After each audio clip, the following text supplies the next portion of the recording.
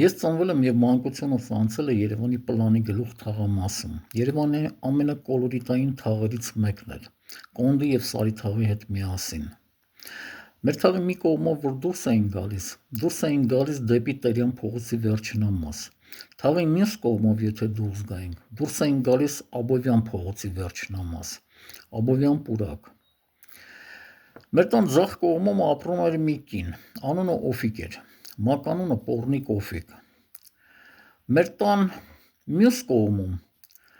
ապրում էր մի կին անունը Շողիկ։ Շողիկն ու Օֆիկը անընդհատ լեզվակռվի էին բռնվում իրար հետ, ամբողջ թաղով մեկ։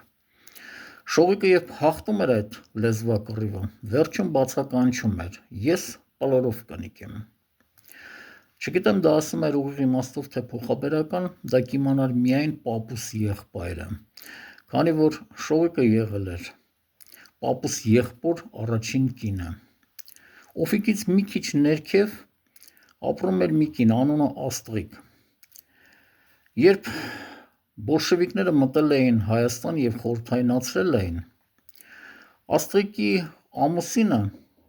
ընդամենը մի քանի ամիս անց անդամագրվել էր բոլշևիկյան կուսակցությանը, իսկ 1941 թվականին մեկնել էր ռազմաճակատ և այնտեղ զոհվել էր։ Այս կինը Աստղիկը բոլոր հարցերում հաղթող էր դուրս գալիս, և կանանց հետ, և այլ հարցերում։ Երբ նրան հարցնում էին, ասում էին Աստղիկ ծեծա, թուրդ աջ կտրում ա, ձախ կտրում ա, ինչի՞ց ա։ Ասում էր մարդս 20 տարի բոլշևիկներին ոռ ա տվել։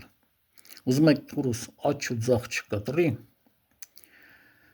Ահա այսպիսին էր Երևանը 60-ական թվականներին, այսպիսին էր մեր թաղը, պլանի գլուխը։ Այս նյութը ես չէի ուզում տեղադրել,